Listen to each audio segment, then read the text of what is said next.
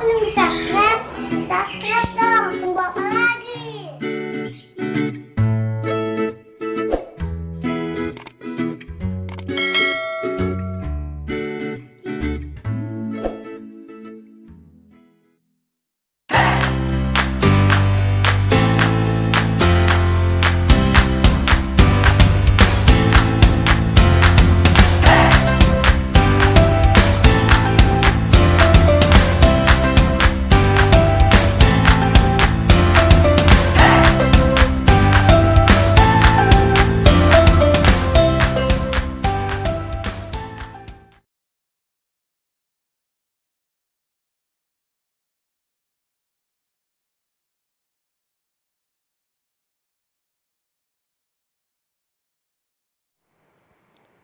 Rumah sakit tidak masalah. Bab 48. Darlin yang sudah dikeluarkan darahnya tidak ada bedanya dengan balon yang dikeluarkan udaranya. Dengan tidak bertenaga, berbaring di ranjang. Satu kaki dibalut dan diangkat tinggi di udara. Kalau di sampingnya tidak ada pria yang bernama Yos, suasana hatinya mungkin akan lebih baik. Semenjak Yos masuk ke rumah sakit sampai sekarang, dia sama sekali tidak mengatakan apapun. Wajahnya terlihat sangat hitam, bahkan lebih hitam dari kuali nenek. Kalau menyentuhnya, mungkin tangan juga akan ikut hitam.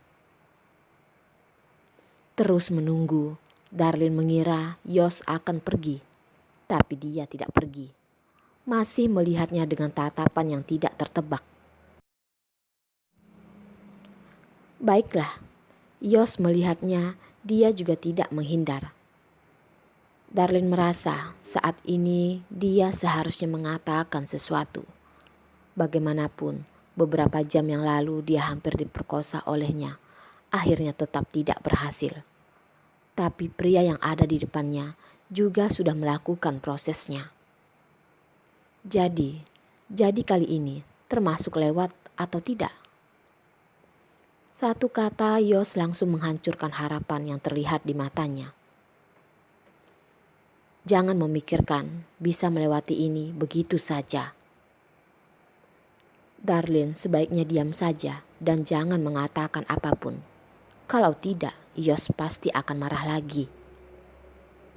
Tapi Darlin sepertinya tidak mengerti ekspresi Yos. Atau dia yang tidak menyadari, tetap dengan tidak puas berkata, Yos, aku sudah menyetujui permintaanmu. Akhirnya kamu sendiri yang menyerah atas hak itu. Dia barusan dengan tidak mudah menasihati dirinya. Apakah akhirnya tidak berhasil? Kerja kerasnya pun dihapus begitu saja. Yos menjawab satu kata. Baik. Baik, apakah kamu sudah setuju? Mata Darlin bersinar. Hanya saja saat Darlin melihat Yos membuka kancing bajunya, dia langsung dengan tegang bertanya. Apa yang ingin kamu lakukan? Ini adalah rumah sakit. Tatapan itu merasa Yos adalah seekor binatang buas. Tatapan Yos menggelap. Dengan wajah tanpa ekspresi berkata, kalau kamu begitu tidak sabar, aku akan menepati janji. Setelah sejenak dengan nada yang tenang, Yos berkata, rumah sakit, itu tidak masalah. Tunggu, aku tidak setuju. Kita bicarakan dulu. Darlin hanya ingin melewatinya begitu saja. Bukan benar-benar ingin dia melakukan apa. Dan kenapa mendengar ucapannya itu, Darlin merasa seperti dirinya yang kehausan. Sudah terluka masih ingin dia melakukan itu.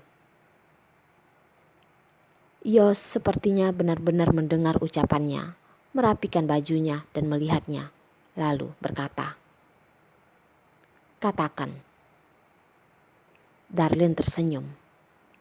Untung saja pria di hadapannya ini tidak benar-benar membuka bajunya, hanya sengaja menakutinya saja. jahat, pelit. Tapi kalau menyuruhnya melakukan hal itu dengan Yos, Darlene tidak bisa.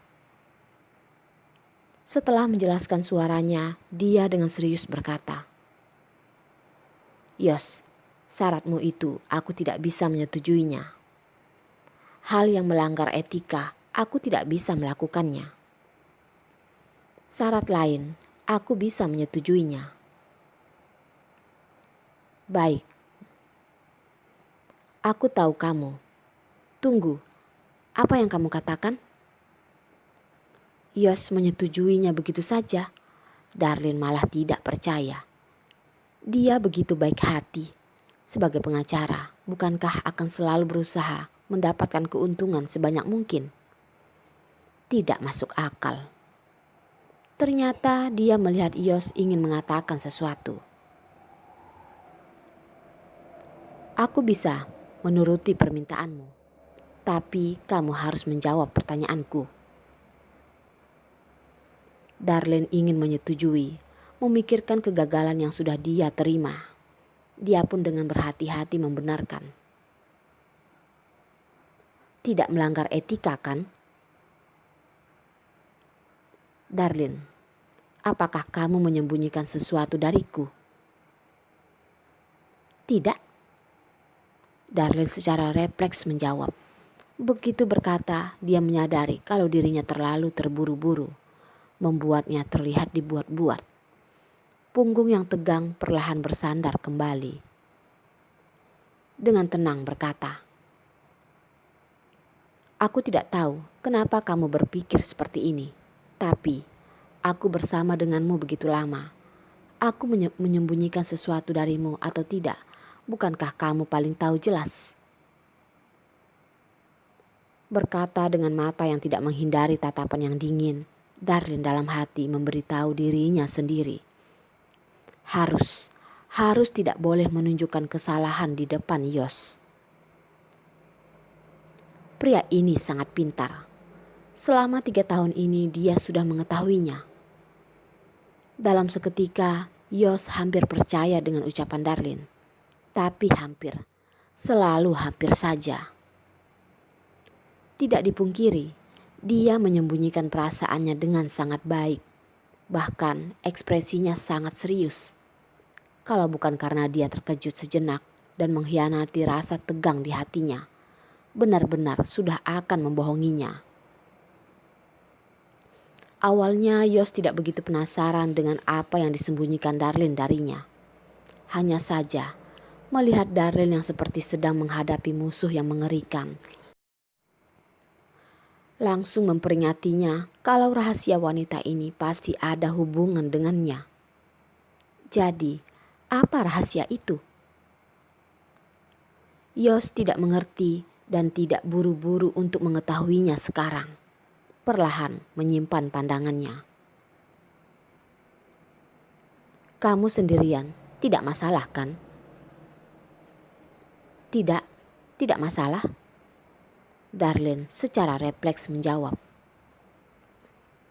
Setelah itu, Yos keluar dari kamar. Darlene masih merasa hatinya berdebar kencang.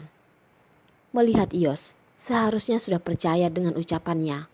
Untung saja sudah berhasil menutupinya. Darlene yang tegang pun menjadi lega.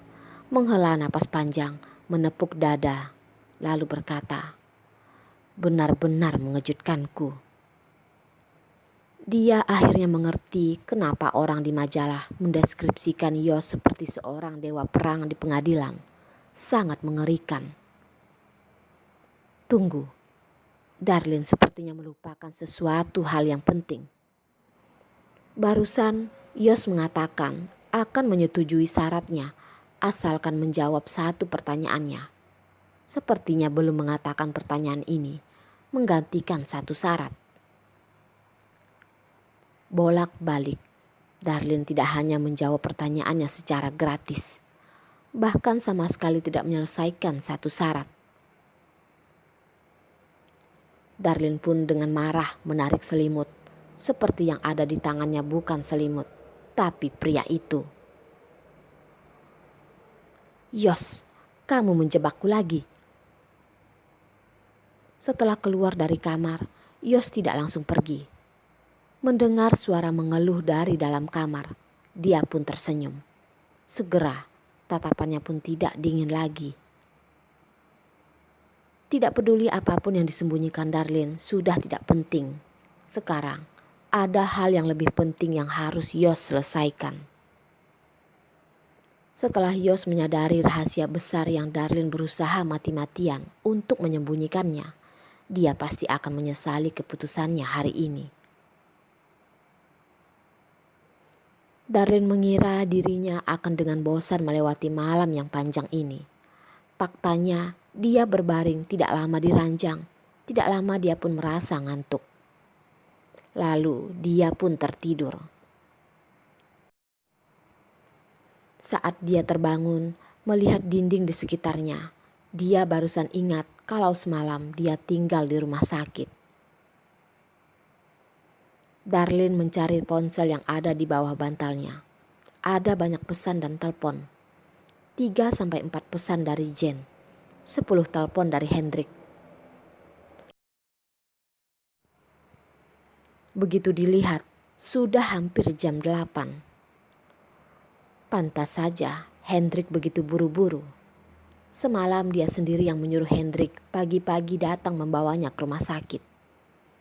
Darlin pun buru-buru menelponnya.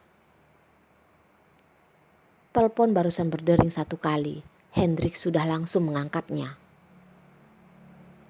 Darlin, kamu ada di mana? Apakah tubuhmu tidak nyaman?